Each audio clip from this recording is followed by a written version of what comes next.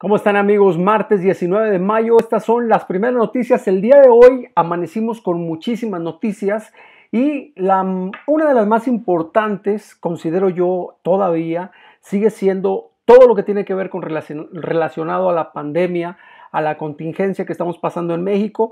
Y para eso, en la mañanera de hoy, Hugo López-Gatell sale a dar su informe donde dice que no se deben descuidar, que estamos todavía a 13 días de que lleguemos al fin de la etapa más extrema, más complicada de la pandemia. Vamos a ver su video, a ver qué nos dice. Que presentamos ayer por la noche con el corte más reciente, y enfatizaré dos mensajes que tienen que ver con lo que ya señala el doctor Alcocer, de la importancia de mantenernos todavía en gran disciplina hasta la conclusión de la Jornada Nacional de Sana Distancia. Podemos ver que llevamos ya estos 57 días de la Jornada Nacional de Sana Distancia, nos faltan 13 días extraordinariamente importantes, porque estos 13 días son dos periodos de incubación, son la duración media del periodo de aislamiento de una persona con COVID, es el tiempo que dura la contagiosidad de esta enfermedad, y todavía tenemos varias zonas que están en posibilidad de tener una reducción aún más importante en el número de contagios. La Ciudad de México, o en general el Valle de México, como hemos destacado todos los días, está en este momento en la zona de máxima transmisión, máxima intensidad de contagios y de casos y de hospitalizaciones que ocurren cada día. Necesitamos tener un cambio en el momento epidémico en la zona que ocupa la cuarta parte de los contagios que hay en el país. A nivel internacional, tenemos más de 4.618.000 personas que desde el inicio de la epidemia, en los primeros días de enero, han tenido COVID, y de ellas 26%, que son 1.183.000, lo han tenido en los últimos 14 días. Esto quiere decir la parte activa de la epidemia, y es importante destacar que se ha ido reduciendo esta parte activa, pero permanece todavía como una proporción muy importante. Prácticamente el 50% de la transmisión en los últimos 14 días ocurre en la región de América, desde luego incluido nuestro país. En cambio, Europa tiene ya una reducción sustancial de esta contribución, y hay que estar pendientes de otras regiones, en particular el Mediterráneo Oriental, que está en una fase creciente, lo que quiere decir que se están expandiendo las epidemias en los estados soberanos de esa región del mundo.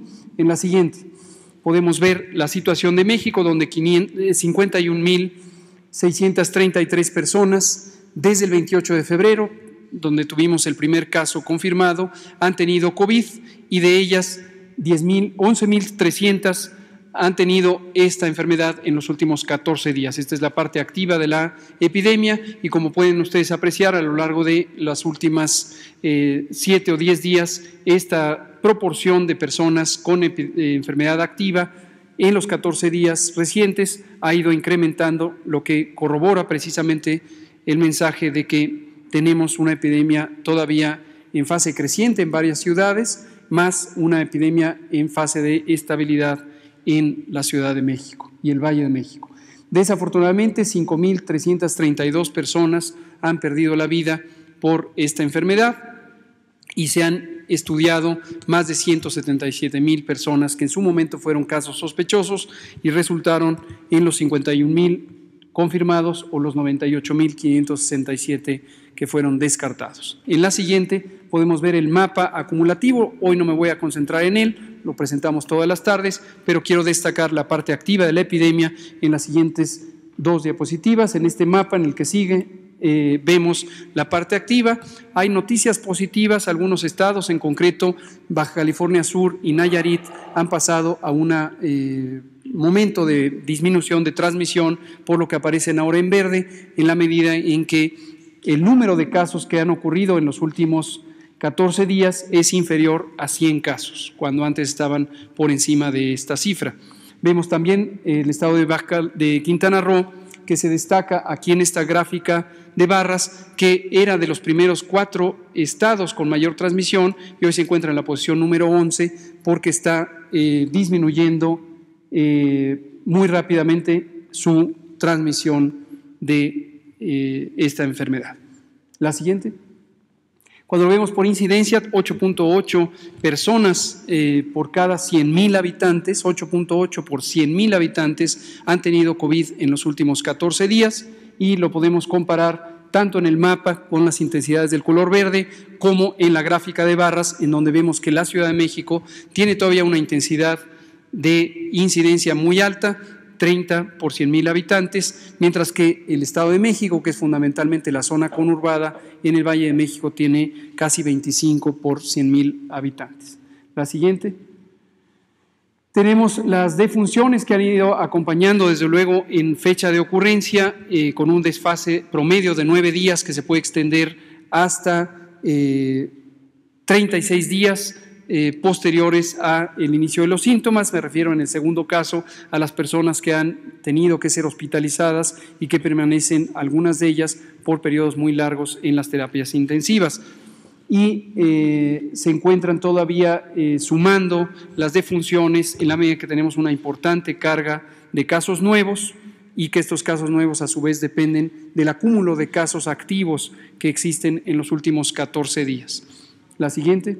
Vemos por entidad federativa siguen una distribución semejante a la de los casos acumulados en la medida en que, desde luego, las defunciones son el evento último de esta epidemia como evento irreversible, pero también destacamos, aunque ya no hemos puesto la actualización, que más de la tercera parte de personas con la enfermedad que requiere hospitalización tienen una recuperación en corto plazo y en un promedio de 5 días pueden reintegrarse a su vida normal en la medida en que no tienen necesidad de pasar a las terapias intensivas.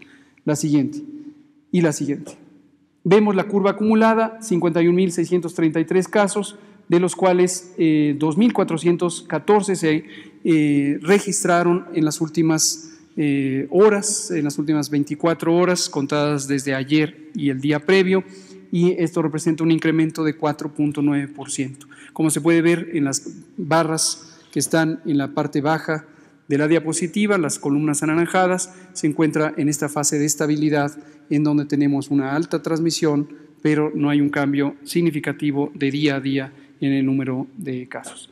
Y por último, la ocupación y disponibilidad hospitalaria, la resumiremos en que tenemos 39% de las camas destinadas a COVID, de las 22,600 camas destinadas a COVID, tanto de terapia intensiva como de hospitalización general, están ocupadas, y en las dos gráficas de barras vemos que la ocupación a nivel nacional para camas de hospitalización general es de 39%, y en un orden decreciente de ocupación de izquierda a derecha se muestra la ocupación por entidad federativa. La Ciudad de México tiene 77% de ocupación en camas generales, todavía resta 23% libres. Y en la última diapositiva vemos en el panorama nacional, en el extremo derecho de la gráfica, 32% de ocupación de las camas destinadas a infección respiratoria aguda grave, y en el extremo izquierdo la zona más ocupada, que es la Ciudad de México, con 2/3 partes, el 66% ocupado. Termino destacando lo que ya decía el secretario Alcocer: no perdamos la oportunidad de aprovechar estos 13 días quedándonos en casa. No es adecuado que se estén relajando las medidas de sana distancia y que exista este regreso a la actividad pública, ni por parte de empresas, ni por parte de la ciudadanía en los espacios públicos. Los recintos escolares permanecen cerrados, lo cual es una contribución todavía muy importante a esta jornada de sana distancia, y, como se explicará enseguida, el tránsito hacia la nueva normalidad implica este retorno ordenado, organizado, bien supervisado, que va a ser identificado a partir del 1 de junio, y en antelación a ello, el fin de semana anterior al lunes 1 de junio, mediante un semáforo que nos va a ir indicando en cada entidad federativa cuál es la característica de la epidemia, la capacidad resolutiva, la vulnerabilidad social y la movilidad que puede haber al interior del Estado y fuera del Estado, como los parámetros fundamentales que al final llevarán a la ciudadanía a identificar de manera resumen 4 colores: rojo, naranja, amarillo o verde, que corresponden con exactamente las medidas que se deberán tomar, que básicamente tienen que ver con la intensidad de recuperación de las actividades públicas. Esto a partir del 1 de junio, de aquí al 30 de mayo, seguimos todavía, quédate en casa, quédate en casa, quédate en casa. Gracias. Gracias. Bueno, pues aquí acabamos de ver cómo Hugo López-Gatell nos dice todavía, quédense en su casa, quedan 13 días más. Yo opino que deben de quedarse en su casa, debemos de quedarnos en la casa todavía, aún a pesar de que, fíjense, algo que me da mucho gusto es ver que el bloque de gobernadores, vamos a repasar, Coahuila, Nuevo León, Durango, Tamaulipas, Jalisco, Michoacán y hay uno que me falta. Bueno, algo que me da mucho gusto es que dentro de la gráfica que estaba mostrando Hugo López-Gatell están entre los estados que menos casos de incidencia tienen. Así es que eso es algo muy positivo. Sin embargo, no se disculpa para nada la decisión tan apresurada que tomaron ellos de volver a la vida normal. 5.332 defunciones en todo el país sigue siendo un número alarmante y no debemos aflojarle durante estos 13 días que restan. No podemos permitir que crezca ese número solamente porque queremos salir a la calle. No tiene caso arriesgar a nuestros seres queridos y a nuestros semejantes. Para las noticias como son, Luis Salazar.